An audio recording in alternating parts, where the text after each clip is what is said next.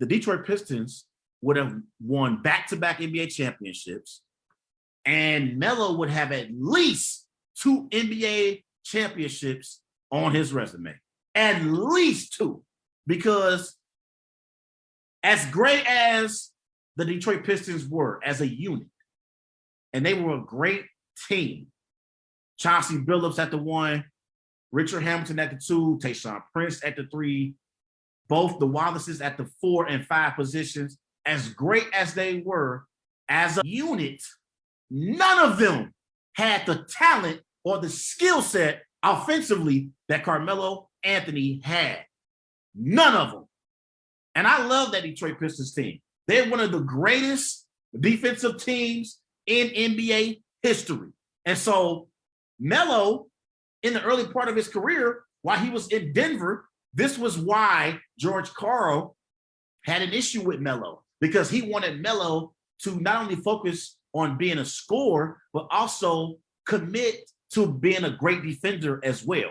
So if Melo would have been drafted by the Detroit Pistons, playing in that organization with Joe Dumars as the general manager, with Larry Bird as the head coach, they would have taught Melo about how defense wins championships. So Melo would have been a better defender earlier in his career, in the early stages. He would have taken defense more serious.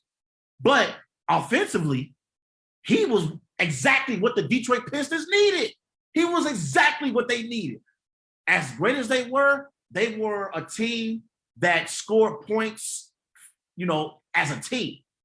They didn't have no true number one go-to option on that Detroit Pistons team. It was whoever had the hot hand that particular night. You team Melo up with these brothers, Melo would have been that go-to scorer in late game situations for the Detroit Pistons. So I definitely believe that we would view Melo differently had he been drafted by the Detroit Pistons. But myself, being a Melo fan, I already know how big time Carmelo Anthony is. So one thing I want to talk about too, when it comes to Melo, there are people that have questions about whether or not Melo is a first ballot Hall of Famer.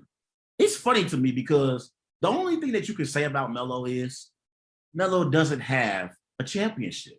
And I do believe that Melo is partially to blame because he doesn't have a championship. Melo wanted to make his money. Melo was from the rough streets of Baltimore. So Melo was about his money. So those of you that don't know, when the Big Three came about, it was supposed to be LeBron James, Dwayne Wade, and Melo. It was never supposed to be Chris Bosh. If Melo would have, this is the second decision or thing that happened that cost Melo a championship. If Melo wouldn't have signed for that 5th year in Denver, Melo would have been a part of the Big Three in Miami with D Wade and LeBron. And playing with Pat Riley and Eric Spoelstra, Melo would have won multiple championships with the Miami Heat. As great as Chris Bosh was never on the level of Carmelo Anthony, ever. And I love Chris Bosh, 2-time NBA champion. Without Chris Bosh, the Miami Heat in the Big Three era, they don't win those championships. But he would have not had the impact on the Miami Heat that Melo would have had. With Melo, it's a possibility Miami would have won 3 out of 4 years instead of 2 out of 4 years. So there are players that got championships that aren't as good as Carmelo Anthony, Chris Bosh being one of them.